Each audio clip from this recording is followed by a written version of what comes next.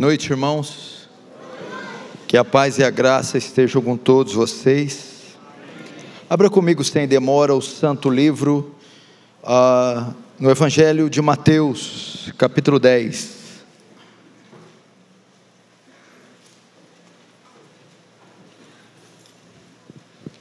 Mateus, capítulo 10.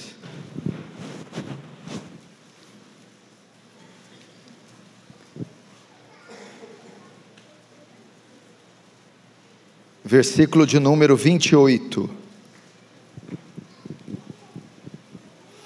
Diz assim: não temais os que matam o corpo e não podem matar a alma. Temei antes aquele que pode fazer perecer no inferno tanto a alma quanto o corpo. Até aí. Preste atenção, meus irmãos. Eu quero agora silêncio, reverência, temor e tremor diante da palavra de Deus. Este tema que eu vou pregar, ele é um aspecto da soteriologia que tem sido omitido dos púlpitos atuais. Soteriologia é a doutrina da salvação, a doutrina que estuda a salvação e todos os seus postulados. E este tema, ele tem sido omitido. Ele não é popular, nem tampouco simpático. Entretanto, ele é bíblico e atual. Jesus falou mais desse tema do que falou do céu, para você ter uma ideia. Ele foi o pregador que mais falou desse tema em toda a Escritura. E o tema da minha mensagem é a doutrina do inferno, da condenação eterna, que precisa ser resgatada nos púlpitos atuais. É muita mensagem de autoajuda, positivismo, confissão positiva e pouca realidade bíblica. Winston Churchill, que foi o primeiro-ministro da Inglaterra na Segunda Guerra, disse: uma das razões do esfriamento da igreja inglesa é a ausência da pregação da doutrina do inferno nos púlpitos. Para você ter uma ideia, as pessoas de hoje perderam a ideia do que elas foram salvas. As pessoas de hoje não têm ideia do que Deus as salvou. Quando você pergunta ou fala com um crente contemporâneo, com um crente moderno, você diz o que Deus te salvou? Ela vai responder: Deus me salvou das minhas doenças. Eu era doente, Deus me curou, Ele me livrou das doenças. Você fala com essas pessoas, eles dizem: Deus me salvou da pobreza. Eu era pobre, desempregado, e Ele restaurou a minha vida financeira. Deus me salvou do sofrimento. A conversão, a entrada na igreja, foi um livramento para mim de dores e aflições físicas. Elas perderam a ideia do que foram salvas. Deus me salvou de uma vida miserável. Não foi isso que Deus não foi disso que Deus nos salvou. Fomos salvos da ira de Deus no lago de fogo que arde como enxofre. Deus nos salvou do inferno. Deus nos resgatou do inferno eterno. Esse foi o objetivo da vinda de Jesus. Não foi dar felicidade, carros, curas, bênçãos desta ordem. Não foi isso. Todos pecaram e destituídos da glória de Deus, de modo que o salário do pecado é a morte eterna.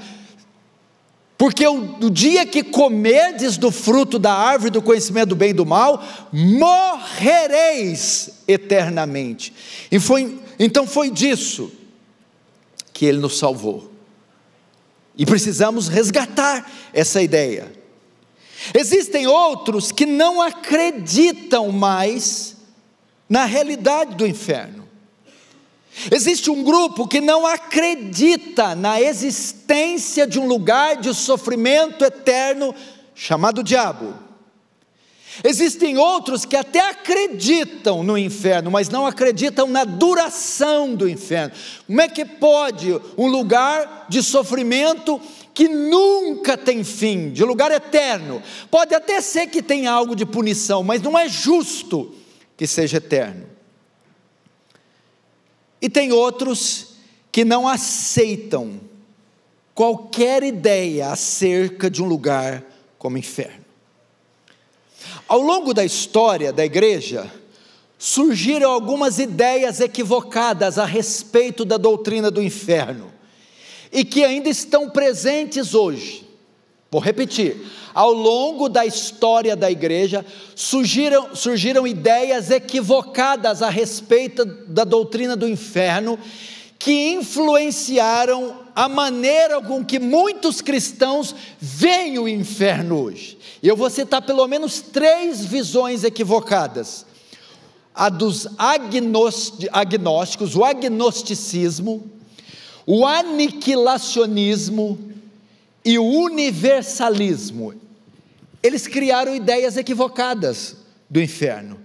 Primeiro, os agnósticos, o agnosticismo.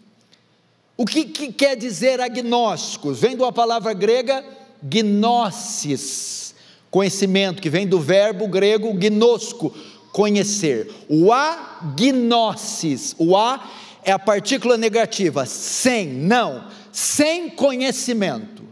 Os agnósticos dizem o quê? Não existe um lugar como o inferno. Por quê? Porque não há evidências, não há conhecimento suficiente de um lugar como esse, portanto não existe, não há registro, não há foto, não há quem tenha ido e tenha voltado. Tem uns malucos que vai e fica voltando aí, né? Vai no inferno, volta, cruzeiro para o inferno, vai na janelinha, meio quente, opa, não, mas vai vendo. A minha Bíblia diz que quem vai para lá não volta não. Essa gente vai e volta, não é nem questão doutrinária, é auspício mesmo. Portanto, os agnósticos não creem que existe, porque não tem prova suficiente.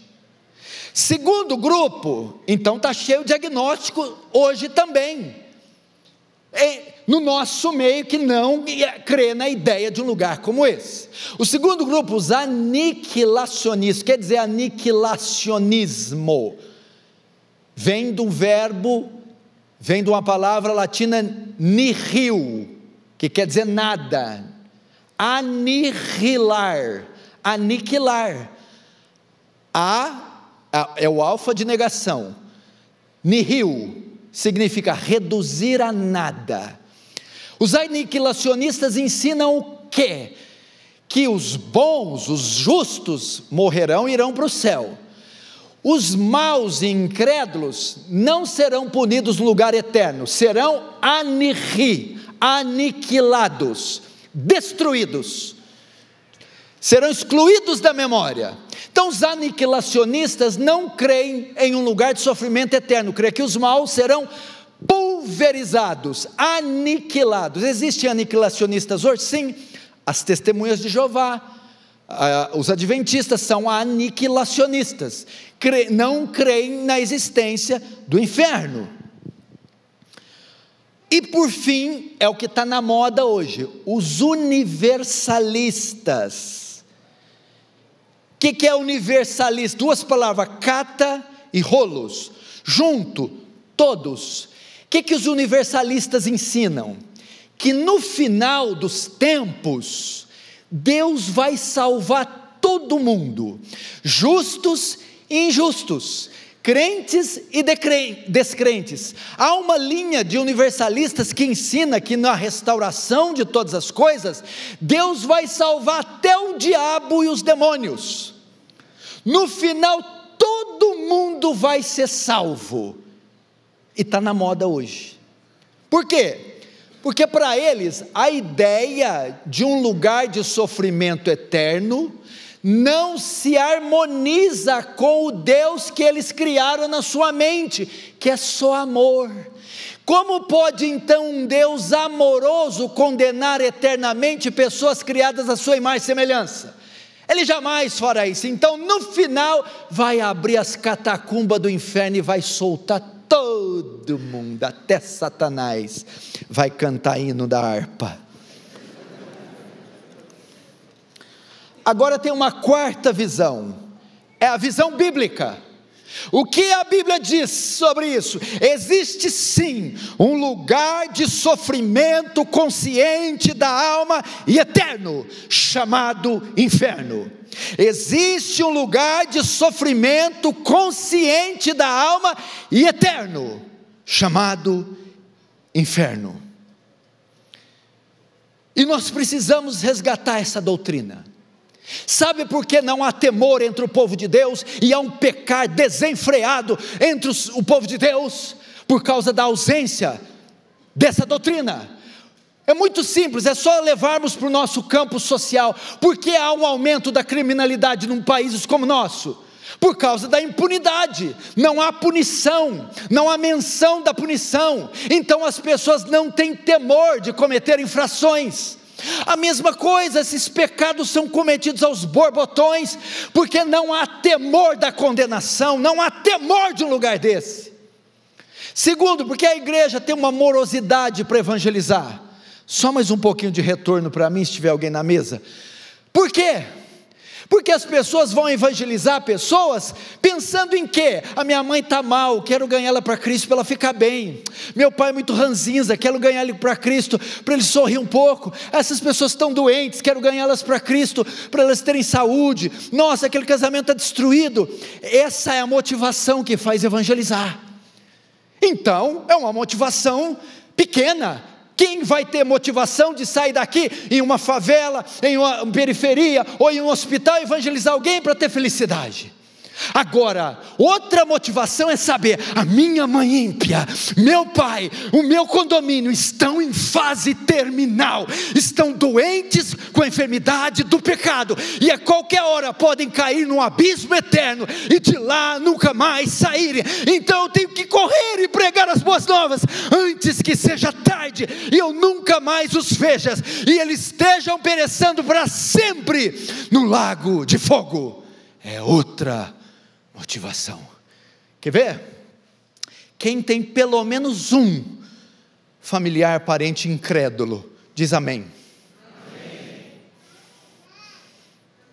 Ele está em fase terminal. O problema dele não é o casamento, a doença, o emprego. Você pode receber a notícia aí agora, que ele faleceu hoje. Sua mãe querida, seu pai. Segundo, o meu entendimento do inferno, presta atenção, não existe sono da alma, que é a doutrina pregada por muitos pentecostais. Quando morre, fica dormindo, esperando a volta de Jesus. Não. Quando Paulo fala, não quero que sejais ignorantes quanto aos que dormem, Paulo está usando um eufemismo. Ele não está dizendo que está dormindo. O que é um eufemismo? Quando você substitui uma palavra mais leve por uma mais pesada, uma mais pesada por uma mais leve. Por exemplo, em vez de você ligar para alguém dizendo, um médico vai ligar para a família, sua mãe morreu, é muito forte, ele usa um eufemismo, sua mãe partiu. Paulo está usando um eufemismo, não quero que sejais ignorantes quanto aos que morreram. Aí ele usa os que dormem. Eu não creio nisso, que estão dormindo. Quando morre, a alma tem dois destinos imediatos, acabou de morrer, ou vai para o céu, para o paraíso, para o seio de Abraão, ou vai para o Hades. Então vou te dar uma ideia, se você conhece um ímpio, um pecador, estes, se morrem hoje, vão para o inferno hoje, ou aquele ímpio que você conheceu que morreu 10 anos atrás, ele já está há 10 anos no inferno. E se essa mãe sua morrer hoje sem Cristo, ela estará hoje. Esse irmão morrer, ele estará hoje. Esse vizinho, esse familiar estará hoje. Quando chegar o 25 de dezembro, o Natal, o Réveillon, e você for comer um pernil ou um peru, você vai se lembrar, desde o dia 19 de junho, a minha mãe está lá, enquanto eu parto esse bife, ela está lá, o meu tio está lá, o meu vizinho está lá, quando eu passar o Réveillon, os fogos estourarem, ele está lá, quando o meu bebezinho completa 10 anos, ela estará lá há 20 anos, agora me diga, como é que você pode partir um pedaço de bife, comemorar o aniversário sabendo que a sua mãe está lá e nunca mais sairá de lá?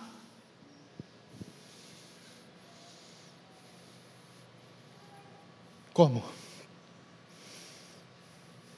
Isso, gasta o tempo, o dinheiro, os recursos, o entretenimento, mídia social, pecado, lascívia, e eles estão morrendo.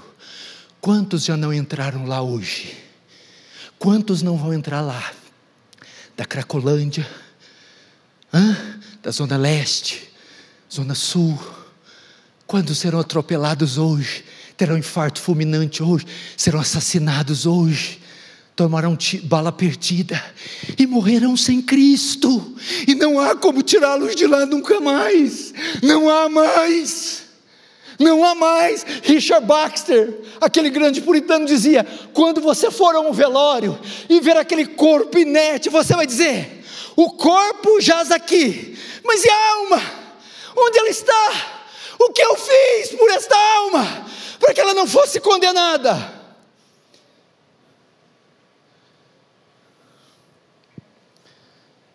Me lembro de um pastor, que é muito comum nas igrejas, casais onde só a mulher é cristã, e o marido é ímpio, e essa mulher fiel tinha um marido bêbado, ímpio, e sempre convidava o pastor para ir à sua casa evangelizar esse homem, ele ia, esse homem nos convertia. Uma certa noite, esse homem está bêbado, com a garrafa de uísque na mão, cambaleando para uma rodovia, e de repente, chuva caindo, uma carreta vem, e atropela esse homem, e ele é jogado a 30 metros de distância, ele cai morto. Ligam para a mãe, para a esposa liga para o pastor, eles chegam no local, o homem está lá com o corpo inerte, o encerado em cima do corpo, e o pastor chega lá e descobre o cadáver. Quando vê que é ele, o pastor se debruça e começa a bater no peito e dizer: eu te falei, eu te avisei, agora é tarde demais. Quantos de nós vamos estar diante de corpos e cadáveres e falar: eu te falei, mãe, agora é tarde. Mas eu temo que seja diferente com você, que você chegue e diz: mãe, eu não te avisei, minha mãe querida, eu não preguei para você, meu filho, minha mãe, mulher querida, eu não chorei por você, meu Deus do céu. A coisa mais doída para mim como pastor é fazer um velório.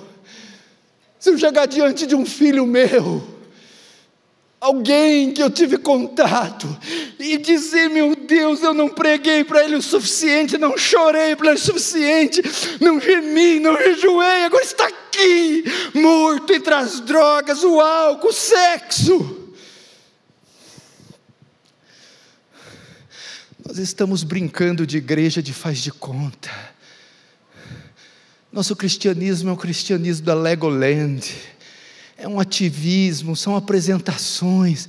Nós precisamos de entranhas, choro, gemido. Paulo fala: filhinhos, por quem de novo sinto dores de parto, até que Cristo seja gerado em vós. Meu Deus, meu irmão, eu sei que o céu é o lugar que reina a justiça, a retidão e perfeição, mas meu Deus, se chegar no céu e dizer: Senhor, cadê meu filho? eu não estou achando meu filho, cadê meu filho, Senhor? E eu tenho que ouvir do Senhor: seu filho, ele não veio, ele não está entre nós. A minha mulher, Senhor, a minha mulher, Senhor, a sua mulher, ela não está entre nós. Meu Deus, irmãos, você está entendendo quanto que vale a vida? Mas a questão não é só eles não estarem no céu. Meu pai não está aqui, Senhor? Não está. A minha mãe não está aqui? Não está aqui? Não está.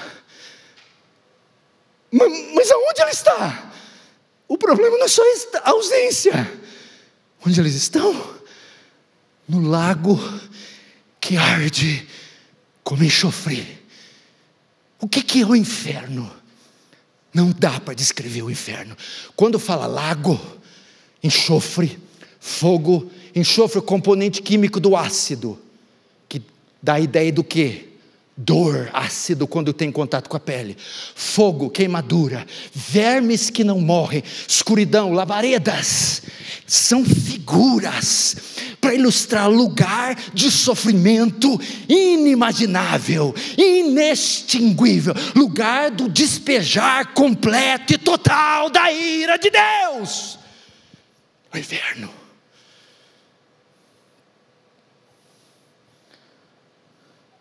Pede para Lázaro molhar a ponta do dedo e refrescar minha língua. Nem uma gota. Ele pedia: eu quero pelo menos a ponta do dedo na minha língua, para que eu me alivie desse tormento. Imagine isso aqui, irmãos, quando você tem uma fratura exposta, ou uma queimadura de 3º grau, vamos pegar coisa dolorida, ou uma cirurgia de reconstituição de membros. Imagina aquela coisa dolorida, colar ossos, suturas, cicatrizes, tão doídas que tem que colocar morfina.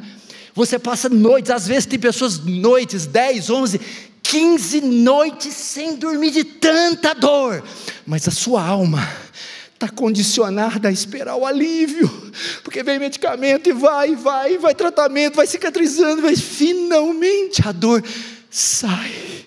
Agora imagina um local onde nunca, nem um minuto, nem um segundo, nem um milésimo de alívio, nunca, o sofrimento que nunca termina, é o inferno.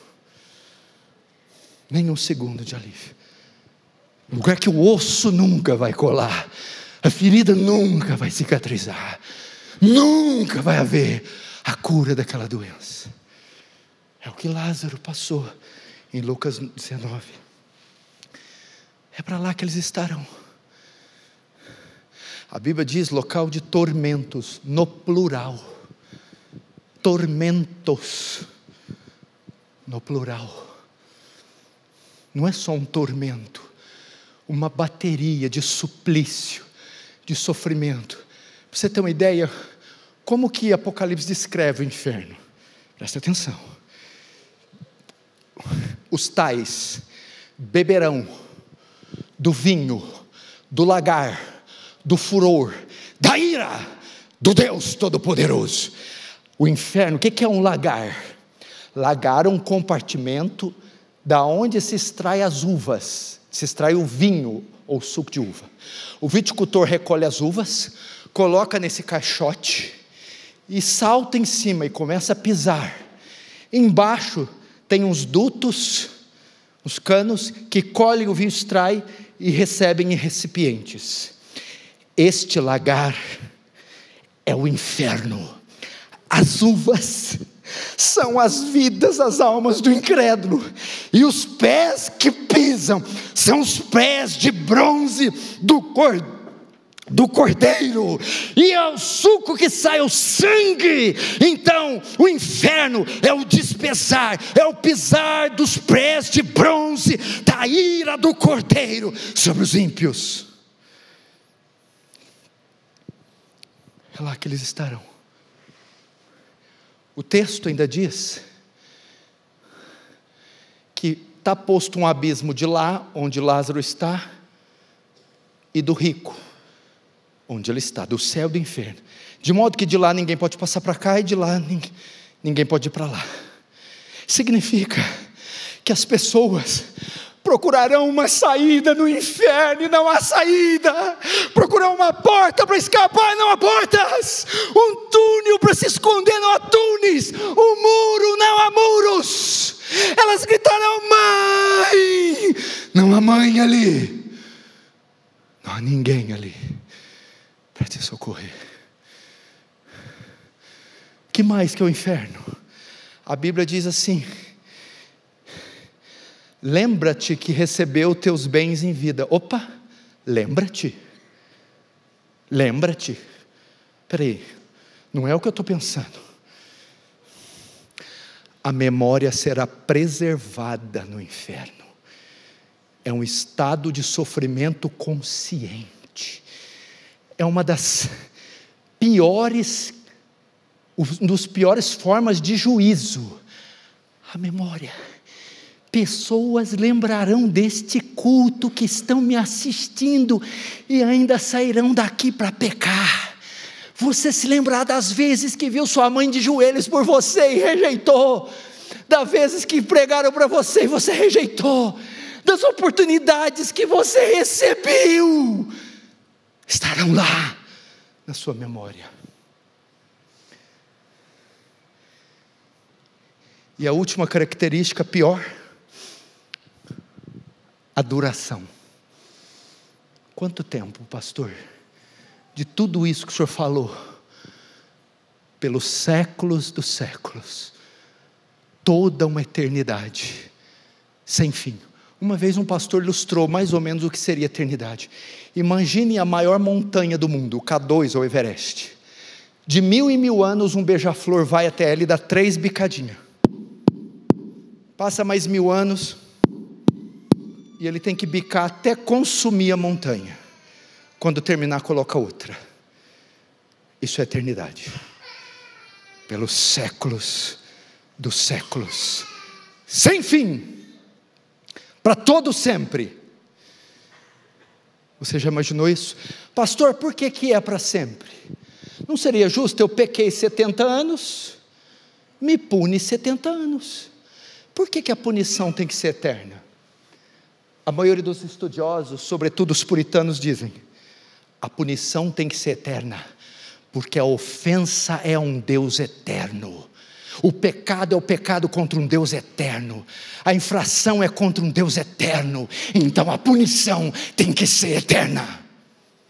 Mateus capítulo 25 diz: estes irão, separará as ovelhas da direita, irão com o Senhor para os céus, para os ares para sempre, e os outros para a condenação eterna. A palavra grega para eterno ali é a mesma, para salvação e para condenação. Meus irmãos, é esse o risco que o homem corre, é esse o grande perigo. Eu fico vendo esses pais, tem que prender, processar esses pais cristãos, que dão tudo para o filho, estudo, carro, e dão roupa, e quer que namore, e paparica, uma gracinha, mas não gemem pelas almas dos filhos. Os filhos herdaram o pecado de Adão, e a menos que Cristo salve o lugar, que eles irão para o inferno.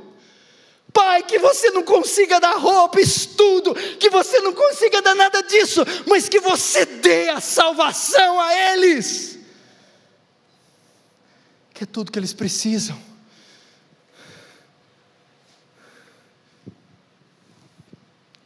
Porque é desse lugar que você poderá estar livrando eles. Eu já vou terminar, não fique nervoso. Qual é a solução? Para o inferno?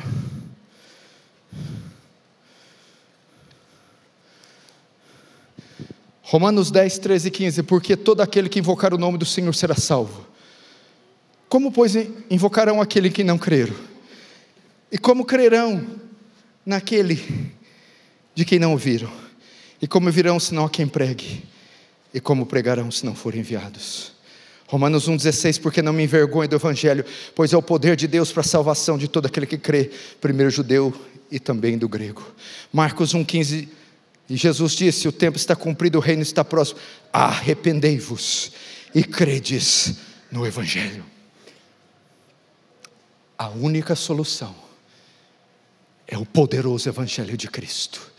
E é isso que o nosso Congresso precisa, e é isso que o Executivo precisa, o Legislativo e o Judiciário, é isso que os prefeitos e vereadores precisam, é isso que os mendigos, as prostitutas precisam, é isso que o LGBT precisa, é isso que seu avô, tio e pai precisa, filho precisa, é isso que o homem precisa, é da morte, ressurreição e ascensão de Cristo. É Cristo que está no nosso meio, e é poderoso para salvar, é se arrependendo e crendo na pessoa bendita de Cristo. Esse é o glorioso Evangelho que salva. Não é uma vida melhor na terra, your best life now. Não, é o Evangelho, é a única coisa que pode nos livrar. Porque Deus amou o mundo de tal maneira que deu o seu Filho unigênito, para que todo aquele que nele crê não seja condenado para esse lugar terrível, mas tenha a vida eterna. Corram, há pouco tempo, corram, antes que seja tarde, corram, liguem hoje, mandem mensagem hoje, gravem áudio hoje, bata na porta hoje, pode ser o último dia. Corram, temos pouco tempo, o inferno está tragando elas, está levando a cada dia mais e mais, e nós não estamos fazendo nada. Corra, faça uma lista e cole na parede do seu quarto, uma lista de dezenas, centenas que passam por você, e ore por cada um delas, dizendo: salve-as, use alguém para pregar para elas, me usa para pregar, envie alguém, mas salve-as.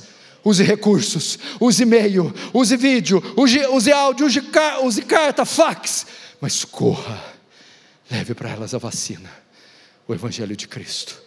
Vamos orar agora, vamos fechar os olhos, vamos ter um momento solene, por favor. Essa simples oração que você vai fazer,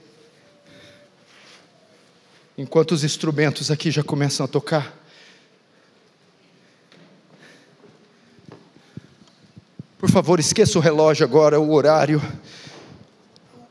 esqueça a maquiagem.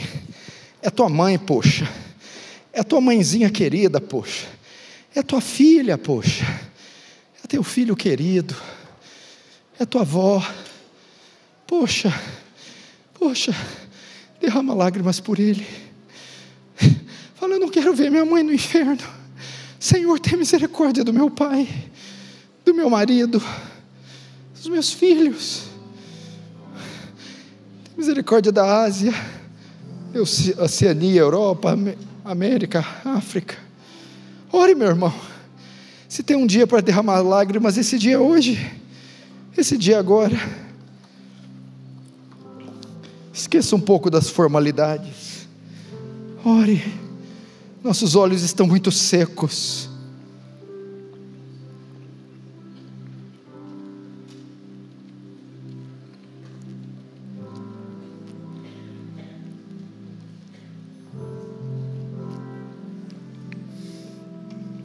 Muito secos.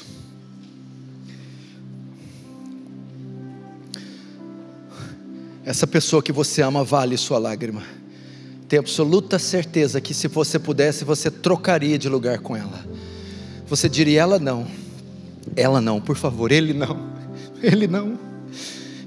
Jesus, eu amo esse homem demais, ele não, essa criança não, esse menino não, Senhor, esse filho não. Tem misericórdia, poupa ele, aplaca a tua ira, Senhor.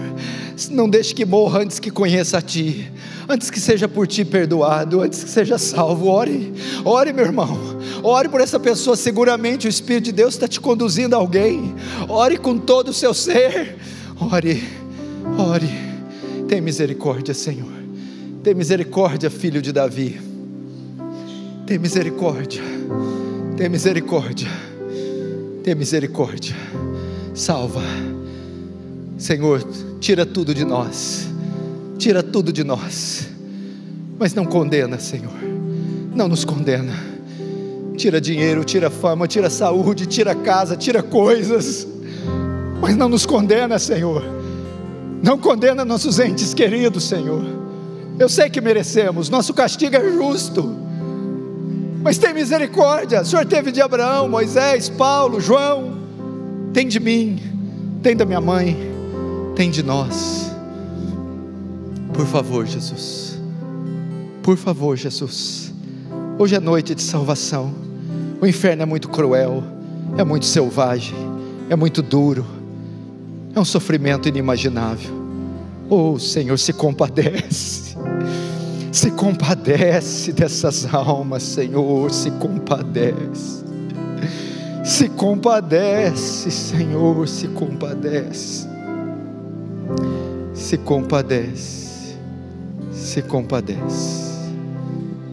em nome de Jesus, amém. Nós ainda vamos ter um encerramento. Eu estarei aqui embaixo assinando alguns livros. Se você quer, compre alguns livros para apoiar o nosso ministério e eu vou autografar para você. Deus abençoe.